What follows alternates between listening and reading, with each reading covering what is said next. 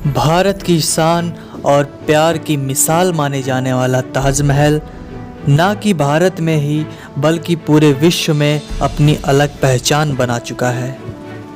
America के पूर्व राष्ट्रपति बिल क्लिंटन जब भारत आए थे तो उन्होंने ताजमहल को देखने के बाद कहा था, आज मुझे एहसास हुआ है कि इस दुनिया में दो प्रकार के लोग हैं, एक जिन्होंने ताज देखा है और दूसरे वो जिन्होंने ताज नहीं देखा है। होंगे दुनिया में एक से बढ़कर एक नायाब इमारतें, पर ताज जैसी कोई नहीं, क्योंकि इस नायाब इमारत की बुनियाद में एक बादशाह ने अपना दिल रखा है।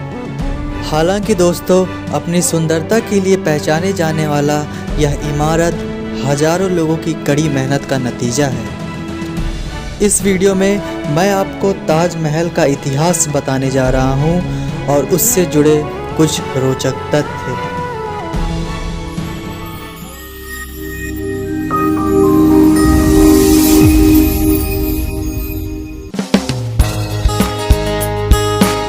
नमस्कार दोस्तों, स्वागत है आप सभी का हमारे चैनल गुरुजी मंत्रा में। ताजमहल का निर्माण मुगल शासक शाहजहां ने अपनी पत्नी मुमताज की याद में कराया था। गुंबद नुमा इस इमारत को जब आप सिर उठाकर देखेंगे तो यह आपको किसी अजूबे से कम नहीं लगेगी।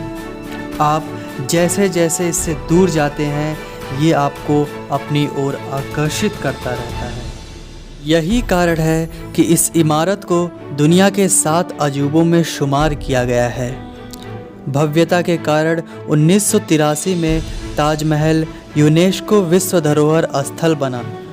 वहीं इसे भारत की इस्लामी कला का रत्न भी घोषित किया जा चुका है। 42 एकड़ में फैले इस अद्भुत ताजमहल को बनाने के लिए करीब 20,000 से अधिक मजदूर लगाए गए थे और 22 वर्षों में ताजमहल बनकर पूरा हुआ।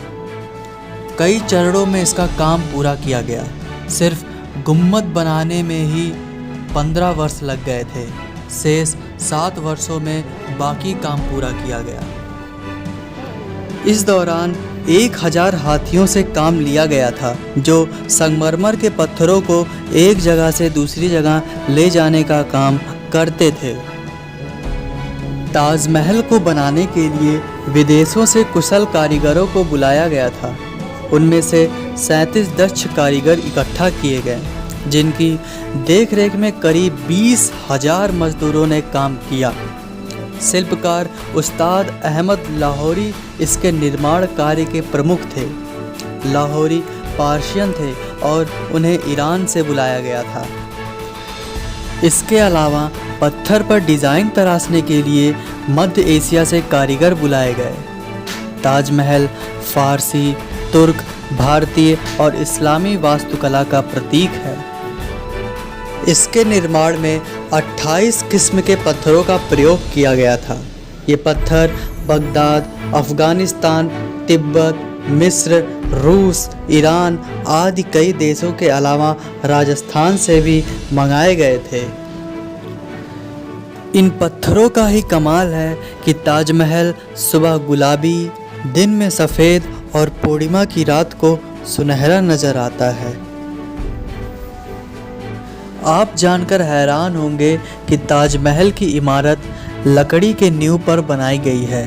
इन लकड़ियों को नमी की ज़रूरत होती है। जैसे जैसे इन्हें नमी मिलती है ये और मजबूत होती हैं। यही कारण है कि ताजमहल का निर्माण यमुना नदी के किनारे किया गया। इसके चारों तरफ 4 मीनारें बनाई गई हैं। ये मीनारें ताजमहल को संतुलन देती हैं। इन मीनारों को बाहर की तरफ हल्का सा झुकाव दिया गया है ताकि आपदा के समय ये मीनारें मकबरे पर ना गिरकर बाहर की ओर गिरे।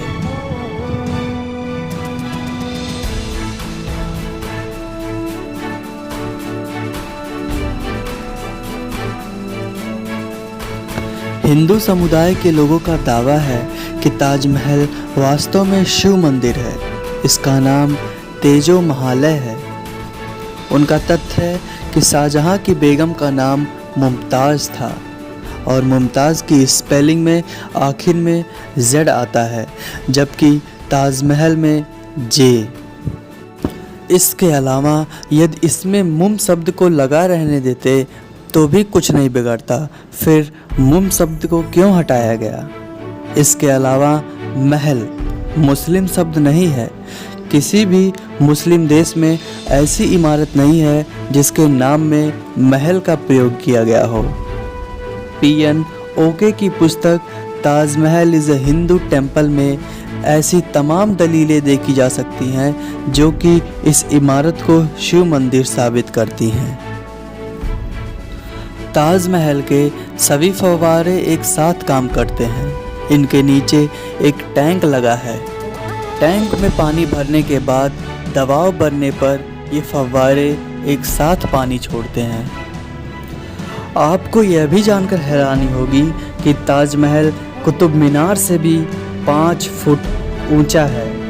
ताजमहल के साथ सबसे पहली सेल्फी जॉर्ज हैरिसन नाम के शख्स ने ली थी। ताजमहल दुनिया में सबसे ज़्यादा देखी जाने वाली इमारत है। प्रतिदिन करीब 12,000 सैलानी इसे देखने आते हैं। औरंगाबाद में बना बीवी का मकबरा ताजमहल की नकल में बनाया गया था। उसे मिनी ताजमहल भी कहा जाता है। आपको यह जानकारी कैसी लगी कमेंट सेक्शन में ज़रूर बताइएगा। धन्यवाद।